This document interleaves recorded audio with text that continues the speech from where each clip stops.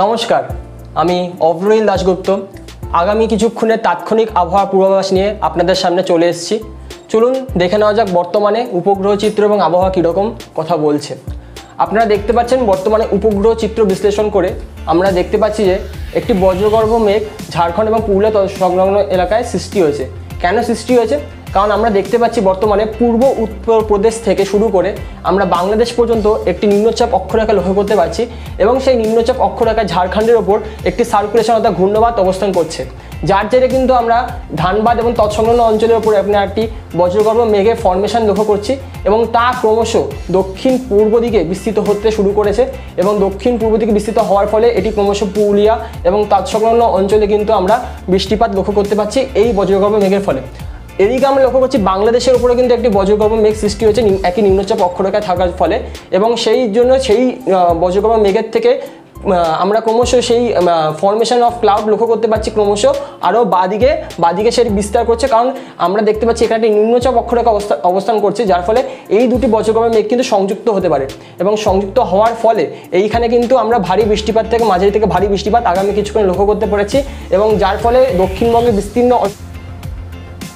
অর্থাৎ আমরা লক্ষ্য করতে পারছি যে এই সমস্ত অঞ্চলে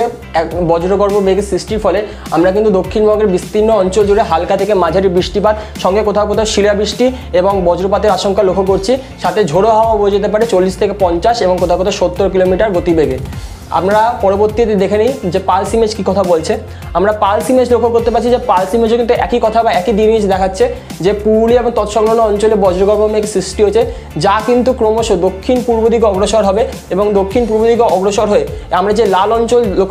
লক্ষ্য করেছি এই অঞ্চলে অর্থাৎ আরামবাগ, হাবড়া, মিদনাপুর, কলকাতা সহ দক্ষিণবঙ্গের বিস্তীর্ণ অঞ্চল বিশেষ করে বর্ধমান, হুগলি সব বিস্তীর্ণ অঞ্চল জুড়ে কিন্তু আমরা ভারী বৃষ্টিপাত লক্ষ্য করতে পারছি, মাঝারি থেকে ভারী বৃষ্টিপাত এবং বাংলাদেশ থেকেও কিন্তু একটি বজ্রগর্ভ মেঘ সৃষ্টি হয়েছে, যা কিন্তু একটি নিম্নচাপ অক্ষরেখার দরুন এর সঙ্গে এই মেঘটির সঙ্গে এই মেঘটি যুক্ত হতে পারে। এই দুই বজ্র মেঘের সংযুক্তির ফলে সেটি কিন্তু ক্রমশ দক্ষিণ দিকে অর্থাৎ দক্ষিণ পূর্ব দিক বরাবর নেমে আসবে এবং এই বিস্তীর্ণ অঞ্চল জুড়ে বৃষ্টিপাত ঘটাবে, যার ফলে কিন্তু এই সমস্ত অঞ্চলে বজ্রপাতের পরিমাণ আগামী কয়েক ঘন্টায় বাড়তে চলেছে। বর্তমানে পুরুলিয়া এবং তৎসংলগ্ন এলাকায় কিন্তু আমরা বজ্রপাত লক্ষ্য করতে পারছি, কিন্তু আগামী কিছুক্ষণে এই সমস্ত অঞ্চলে কিন্তু বজ্রপাতের পরিমাণ ক্রমশ বাড়বে এবং সঙ্গে ঝোড়ো হওয়ার গতিবেগ থাকবে 50 থেকে 60 এবং কোথাও কোথাও 70 কিলোমিটার ঘন্টা গতিবেগে। তাই আপনারা যারা বাইরে আছেন তারা অতি শীঘ্রই নিরাপদ আশ্রয়ে চলে যান, কারণ আমরা লক্ষ্য করতে পারছি বজ্রপাত এবং সেই বজ্রপাতের ফলে আমরা জানি যে বিগত বেশ কিছুদিন আগে আমরা মিদনাপুরে একটি বজ্রপাতের জন্য বেশ কয়েক জায়গায় প্রাণহানি ঘটনা লক্ষ্য করতে পেরেছি। ফলে প্রাণহানি যাতে না হয় তাই আমরা আপনাদের সতর্ক জানাচ্ছি যে আপনারা যেন সুস্থ থাকুন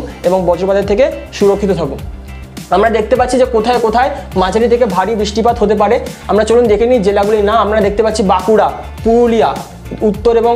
পূর্ব এবং পশ্চিম বর্ধমান, হাওড়া, হুগলি, নদিয়া, উত্তর ও দক্ষিণ 24 পরগনা, পূর্ব এবং পশ্চিম মেদিনীপুর, ঝাড়গ্রাম, কলকাতা অর্থাৎ দক্ষিণবঙ্গের প্রায় সমস্ত অঞ্চল মুর্শিদাবাদ